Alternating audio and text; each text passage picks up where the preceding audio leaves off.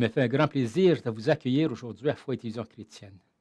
Notre conférencier, l'abbé François Kumunge, nous présente la 6e et dernière partie de son enseignement, les ouvrir le coffret. Depuis 6 semaines, l'abbé François nous demande de regarder ce qu'on fait et de donner des mains au Seigneur. Est-ce qu'on va être capable de lui répondre à cette invitation-là que le Seigneur nous fait? Accueillons chaleureusement l'abbé François Kumunge. Bien-aimés dans le Seigneur, soyez bénis pour cette dernière émission. Vraiment que Dieu soit avec vous, que l'Esprit du Seigneur vous fortifie puissamment et qu'il brise vraiment tout esprit de peur dans votre cœur, afin que la grâce de Dieu soit surabondante en vous et que les promesses de Dieu deviennent vos promesses. Nous sommes les enfants, les héritiers d'une promesse. La parole de Dieu dit cela dans Galates 3, n'est-ce pas, verset 29. Nous sommes les héritiers d'une promesse.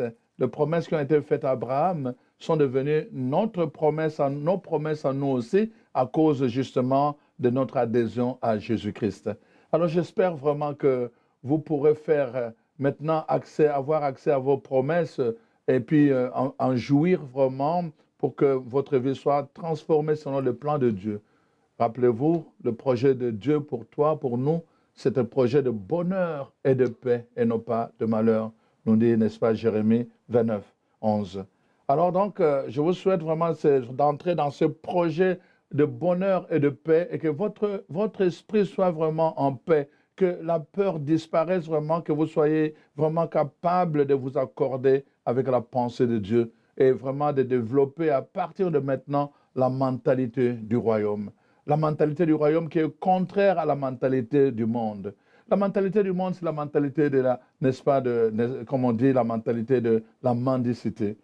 Nous le savons, je racontais une histoire, n'est-ce pas, d'un mendiant qui se tenait au carrefour, à un carrefour, n'est-ce pas, pour solliciter l'aide des gens.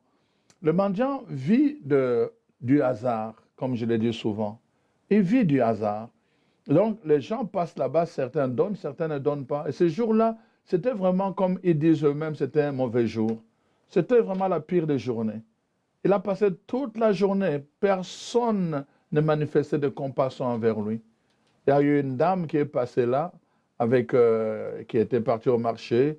Alors, il lui a juste pris une petite quantité de haricots et puis il a versé dans son bol qu'il détenait. C'est tout ce qu'il lui a fait. Et puis les autres passaient là vraiment dans l'indifférence totale.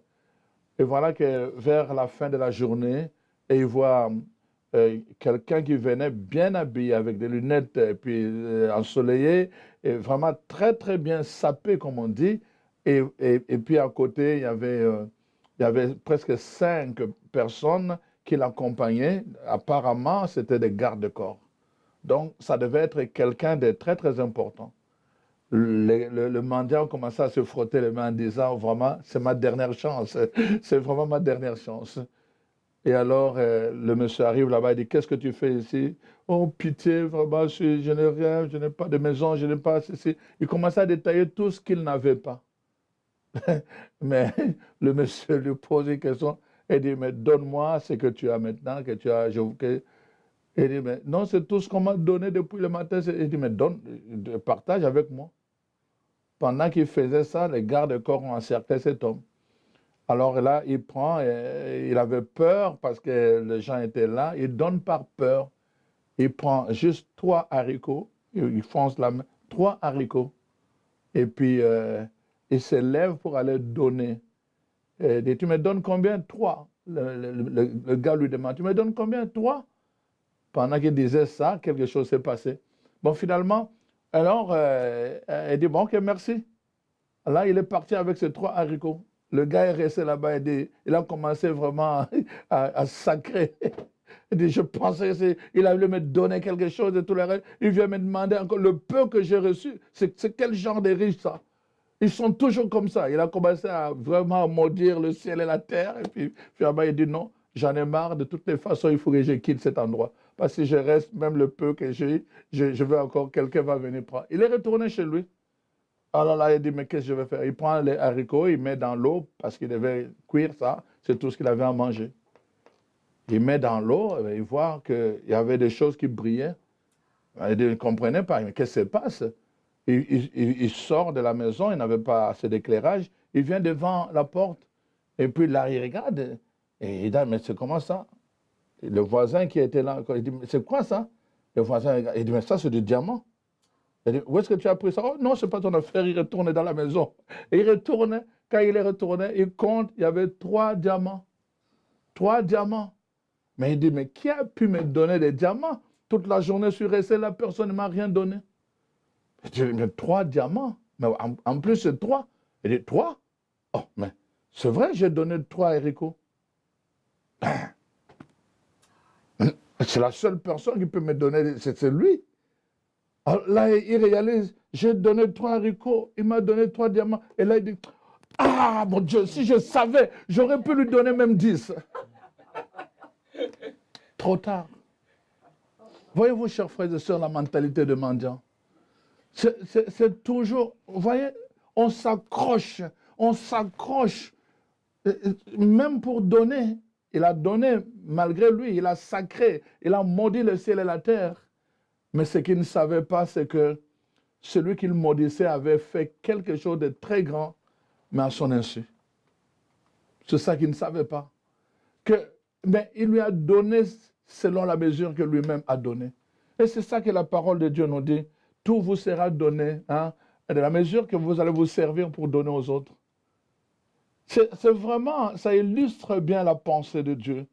Et c'est pour cela vraiment, chers frères et sœurs, moi, je vous encourage, parce que Dieu le demande, c'est ça mon point de départ, parce que c'est Dieu qui le demande, vraiment, prenez ça comme un ordre. Malachie, c'est le dernier des prophètes. Ce n'est pas par hasard que Dieu en fait une loi. Malachie, d'ailleurs, on le voit par exemple dans le livre de Deutéronome 8, verset 18, la parole de Dieu dit ceci, « Tu te souviendras du Seigneur ton Dieu, car c'est lui qui te donne la force pour acquérir les richesses afin d'établir sur son alliance. » Donc, tu te souviendras. Mais qu'est-ce que ça signifie, tu te souviendras? Ici, au Québec, nous connaissons ce que ça signifie. Je me souviens. Je me souviens. Je me souviens de ce qu'on m'a fait. Je me souviens de l'histoire de mon pays. Je me souviens. On se souvient. L'être humain se souvient des histoires. Il rappelle ça chaque année. Les pays qui ont reçu l'indépendance, chaque année, ils rappellent comment ils ont reçu leur indépendance. Ils se souviennent de ces choses-là. Ils célèbrent ces souvenirs. Et Dieu demande la même chose. Tu te souviendras de ton Dieu. Comment ça? Par des actions de grâce. Et c'est très, très important parce que vraiment, le livre de Proverbes 3, versets 9 à 10 dit ceci, « Honore le Seigneur en lui offrant une part de tes revenus. » Donc, donne-lui le meilleur de tes récoltes. Je parlais beaucoup de la qualité. Donne-lui le meilleur de tes récoltes, alors tes greniers seront remplis d'abondance et tes tonneaux déborderont de vin. Donc nous voyons toute la Bible est parsemée par cet ordre-là. C'est devenu un ordre, c'est-à-dire une ordonnance. Quand un médecin donne une ordonnance, c'est pour guérir une maladie. Donc c'est une ordonnance pour guérir, nous guérir de la mentalité de la mendicité. Dieu donne cette ordonnance-là. Alors donc, dans 2 Corinthiens 9, verset 9 à 12, il dit, il a fait des largesses, il a donné aux indigents, hein, n'est-ce pas? Il augmentera le fruit de votre justice. Vous serez de la sorte enrichis à tous égards pour toutes sortes de libéralités qui, par notre moyen, feront offrir à Dieu des actions de grâce.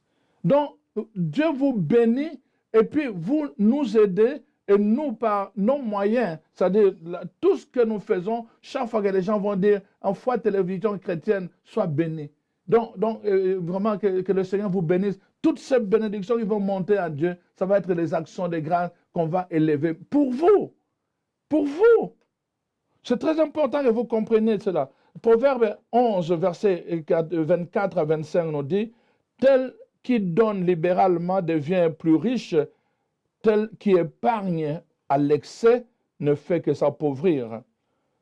L'âme bienfaisante sera rassasiée et celui qui arrose sera arrosé. L'âme bienfaisante, c'est l'âme qui a compris l'important d'ouvrir le coffret. Donc, comme conséquence de l'adoration à ce Dieu créateur. Alors, cette âme devient bienfaisante pour toute œuvre de Dieu. Pour toute œuvre de Dieu, l'âme devient bienfaisante. Et la parole de Dieu dit, et cette âme sera rassasiée. Parce qu'il a arrosé, il sera à son tour arrosé. Il sera à son tour arrosé. Ça, c'est la promesse que Dieu donne à ses enfants, n'est-ce pas? Donc, voilà. Et alors, dans 2 Corinthiens 8, versets 13 à 15, il y a une mise au point très, très importante. La parole de Dieu dit, il s'agit non de vous exposer à la détresse pour soulager les autres, mais de suivre une règle d'égalité et de justice. Dans les circonstances présentes, votre superflu pourvoira à leurs besoins, aux besoins des autres. Donc, ce n'est pas pour, n'est-ce pas, la parole de Dieu dit, il ne s'agit pas, n'est-ce pas, de vous exposer à la détresse quand on demande de soutenir. Non, ce n'est pas ça. Il faut que ce que vous donnez puisse pourvoir un besoin réel. Le besoin de foyer télévision chrétienne, le besoin de votre communauté chrétienne, surtout après toute l'expérience que nous avons vécue pendant ce temps de Covid. Nous savons nous-mêmes que nos communautés sont en difficulté. Nous savons que beaucoup d'œuvres de Dieu qui travaillent pour l'évangélisation sont en difficulté. Si nous sommes simplement là en train de regarder, de consommer, la parole de Dieu dit, celui qui ne fait que consommer, n'est-ce pas, il sera appauvri. Mais celui qui est conscient, parce que Dieu l'a dit, qu'il faut que je soutienne l'œuvre de Dieu, alors, parce qu'il arrose, il sera arrosé. Il sera arrosé. Donc, la pluie ne manquera jamais. Tu seras comme un arbre planté au bord de l'eau. À tout moment, tes feuillages seront toujours verts, dit la parole de Dieu. Ils seront toujours verts, parce que c'est une promesse, n'est-ce pas, que Dieu lui-même a faite. Donc, lorsque tu es béni de la réserve du ciel, Dieu attend qu'à ton tour, que tu puisses, n'est-ce pas, bénir. Que tu puisses bénir, que tu deviennes à ton tour un canal de bénédiction. C'est pour cela que la parole de Dieu propose évidemment donc deux façons, ou je peux même dire trois.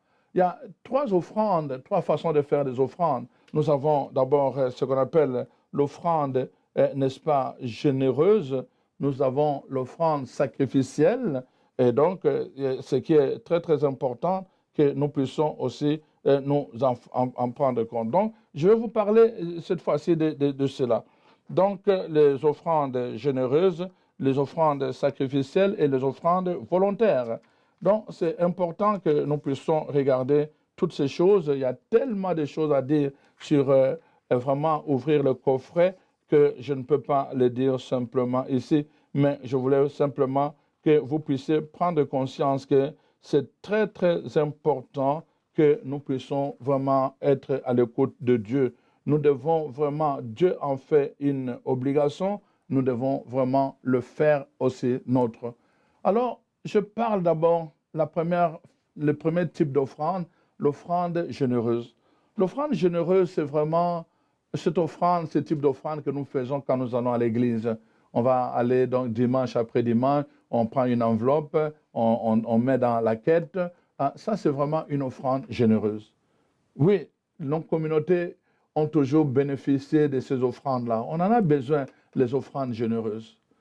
Donc, mais le problème, c'est qu'avec les offrandes généreuses, c'est que même les païens peuvent le faire, même les pharisiens le faisaient. On voit par exemple, n'est-ce pas, dans le récit du publicain du pharisien, dans la prière du pharisien, il est dit que, bon, moi, je ne suis pas comme ce publicain-là. Moi, je jeûne un tel nombre de fois par mois. Je donne mon offrande à ma dîme chaque mois. Il commence à citer des choses qu'il fait.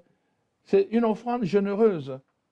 On en a besoin. L'Église a besoin de cette offrande généreuse. Votre Église paroissiale a besoin de cette offrande généreuse. Ne privez jamais votre Église de cette offrande généreuse. C'est très, très important.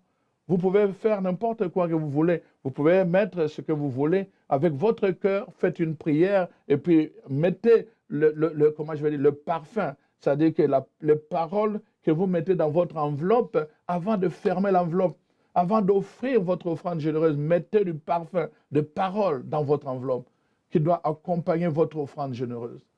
Et donc, ça, c'est vraiment ce que nous faisons dans le quotidien. Nous le faisons tous les jours, n'est-ce pas? Et c'est très, très important. Ça nourrit beaucoup de communautés depuis le commencement. Plusieurs, souvent, ont donné généreusement.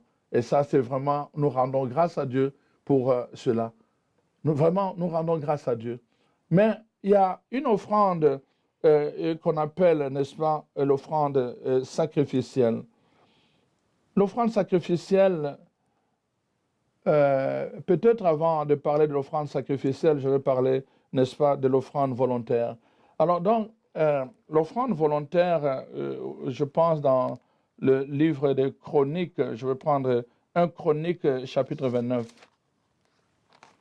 parce que c'est important que nous puissions voir exactement ce que la parole de Dieu dit. Alors, c'est à partir du verset 14 jusqu'au verset 17 que je vais lire. Alors, voici ce qui est dit à partir du verset 14. « Qui suis-je et qui est mon peuple pour que nous puissions te faire volontairement ces offrandes? Tout vient de toi. » Ça fait partie de la prière de David, n'est-ce pas? Donc, tout vient de toi. Et nous recevons de ta main ce que nous t'offrons. Tout vient de toi, nous recevons ce que nous t'offrons. Waouh, c'est merveilleux. Et alors il dit, nous sommes devant toi des étrangers et des habitants comme tous nos pères. Nos jours sur la terre sont comme l'ombre, et il n'y a point d'espérance. Éternel, notre Dieu, Seigneur notre Dieu, c'est de ta main que viennent toutes ces richesses. Nous avons préparé pour te bâtir une maison à toi, à ton saint nom, et c'est à toi que tout appartient. Je sais, ô mon Dieu, que tu sondes le cœur et que tu aimes la droiture.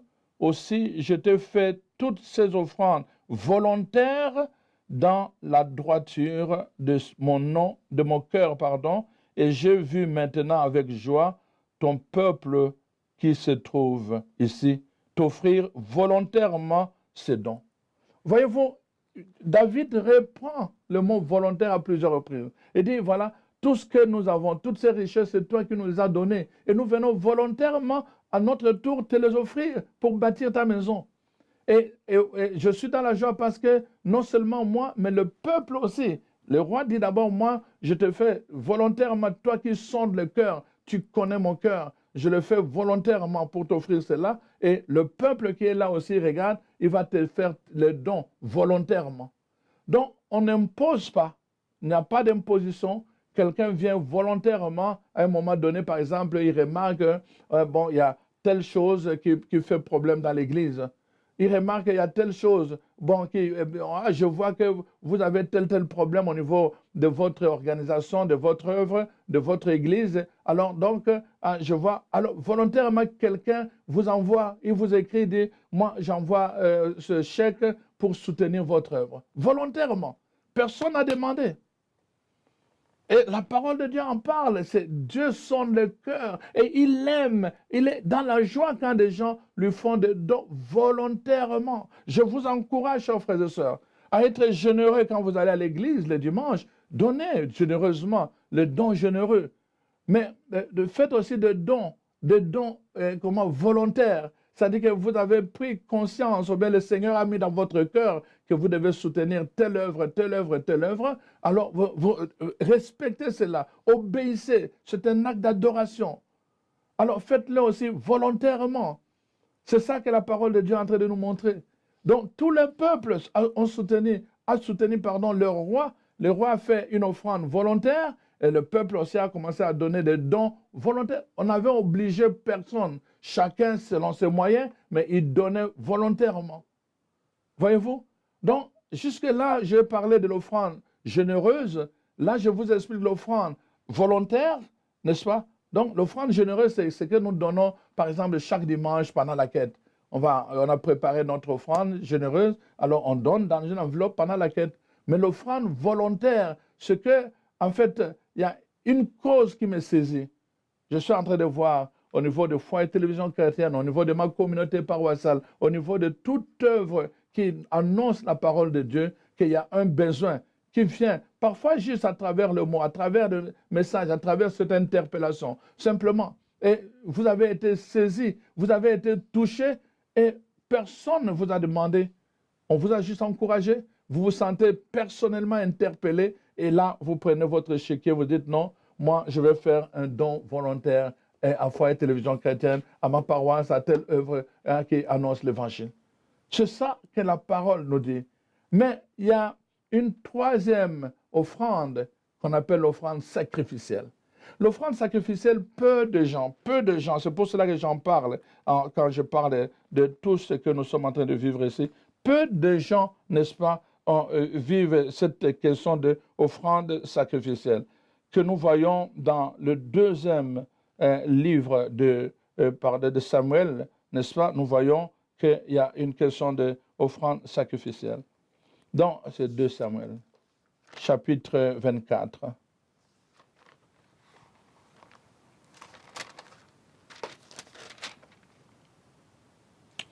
Alors donc, nous voyons ici, au chapitre 24, à partir du verset 21 jusqu'au verset 25, c'est ça que je vais lire. Donc, voici. Alors, donc, David est appelé à construire un autel pour le Seigneur. Alors, ce jour-là, donc je suis au verset 18, ce jour-là, Gad vint auprès de David et lui dit, donc ça c'est le prophète Gad, n'est-ce pas? Monte, élève un autel à l'Éternel dans l'air d'Aravna, le Jébusien, voilà. David monta selon la parole de Gad, comme l'Éternel avait ordonné. Aravna regarda et il vit le roi et ses serviteurs qui se dirigeaient vers lui. Et Aravna sortit et se prosterna devant le roi David, le visage contre terre. Aravna dit, pourquoi mon seigneur le roi vient-il vers son serviteur? Et David, le roi, répondit, pour acheter de toi l'air et pour y bâtir un autel à l'Éternel, afin que la plaie se retire dessus le peuple. Aravna dit à David, suivez-moi bien, peuple de Dieu. Aravna dit à David, que mon Seigneur le roi prenne l'air et qu'il y offre le sacrifice qui lui plaira. Vois, les bœufs seront pour l'holocauste et les chars avec l'attelage serviront de bois. Aravna donna le tout au roi. Et Aravna dit au roi, que l'Éternel ton Dieu te soit favorable. Il fait un don, il dit au roi, nous sommes en train de voir comment le roi David, évidemment, Dieu lui avait dit de ne pas compter le nombre d'hommes, de ne pas faire de compter la population, le recensement de la population. Mais David a commencé à compter parce qu'il voulait préparer une armée. Dieu s'est mis en colère, il a dit, tu n'as pas respecté ma parole. Alors donc, il a frappé, n'est-ce pas, d'hémorragie, d'hémorroïdes, pardon, le peuple de Dieu. Et alors, plusieurs mouraient. Alors David a dit, qu'est-ce qu'il faut faire? Et finalement, le prophète Gad est venu lui donner la solution. On monte dans le pays de comment il s'appelle ce nom. Donc, va là-bas et puis élève un autel à Dieu. Et voilà, c'est ce qu'il va faire. Et alors, mais il lui dit, David veut acheter cet espace-là pour élever l'autel, mais Aravna lui dit non, je te le donne. Je te donne aussi des bœufs pour les sacrifices et le bois pour, comment je vais dire, le feu. Mais écoutez très bien la réponse de David. J'aurais pu prendre beaucoup d'exemples là-dessus. Voici, il dit ceci. Mais le roi dit à Ravna, non, je veux l'acheter de toi à prix d'argent. Et je n'offrirai point à l'Éternel, mon Dieu, des holocaustes qui ne me coûtent rien. Wow! Et David, donc, acheta l'air et le bœuf pour 50 sicles d'argent. David bâtit là un autel à l'Éternel et lui offrit les holocaustes et les sacrifices d'action de grâce. Alors l'Éternel fut apaisé envers le pays et la plaie se retira. Waouh! Donc, nous voyons ici, c'est vraiment merveilleux. Je suis en train de terminer mon message avec ça. L'offrande sacrificielle, ça doit te coûter quelque chose. De recevoir les choses de Dieu, ça doit te coûter. Ne te contente pas simplement à croiser les bras et les choses viennent jusque chez toi. Vraiment, entre dans le jeu. Entre dans le jeu. La parole de Dieu vient te solliciter aujourd'hui pour que tu comprennes que tu ne dois pas accepter tout le temps qu'on te donne des choses de Dieu gratuitement. Quand il s'agit d'offrir à Dieu, quand il s'agit de faire un sacrifice, tu dois le faire, ça doit te coûter quelque chose. Il s'agit d'une offrande sacrificielle. N'accepte pas simplement des choses que tu reçois gratuitement. Et tout le temps à cœur, n'est-ce pas, cette mentalité du royaume à dire non, on m'a envoyé gratuitement, à mon tour, je vais soutenir cette œuvre.